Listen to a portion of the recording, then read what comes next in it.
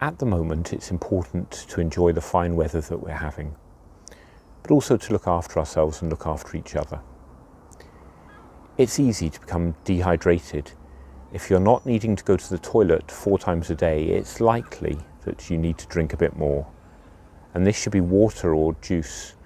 Alcohol and drinks with caffeine can feel refreshing, but cause us to become more dehydrated. If your mouth and tongue are feeling dry and your urine is darker than usual, then you've moved beyond the first stage of dehydration. You need to get a drink as soon as possible. It's also important to keep cool. Avoiding exercise and strenuous work during the middle of the day will help. If you can't avoid being out in the hottest part of the day, then regular breaks of 10 minutes will allow your body to cool down again. A cool environment will also help. Closing curtains and blinds that face the sun during the day will keep rooms cool. And if you can find shelter under trees, not only will you benefit from the shade, but the evaporation from the leaves actually cools the air under the trees by a few degrees. On the other hand, cars and caravans are particularly dangerous in this weather, so avoid unnecessary travel. And remember that children and pets should never be left alone in either of these, even briefly. Finally, you might need to cool yourself down.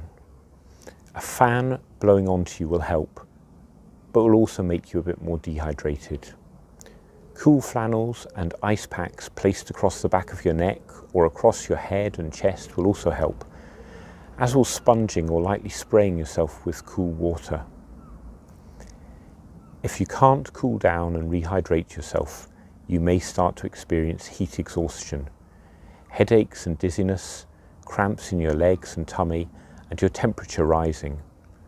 Small children might become floppy and sleepy when experiencing heat exhaustion, and as it becomes worse, adults may become confused or unresponsive. In these situations, it's important to cool down. If you don't start to improve after half an hour, then you should get advice from NHS 24.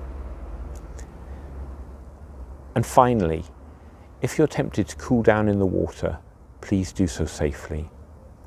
Rivers, lochs and the sea all have risks, so follow warning signs and never enter the water when you're alone.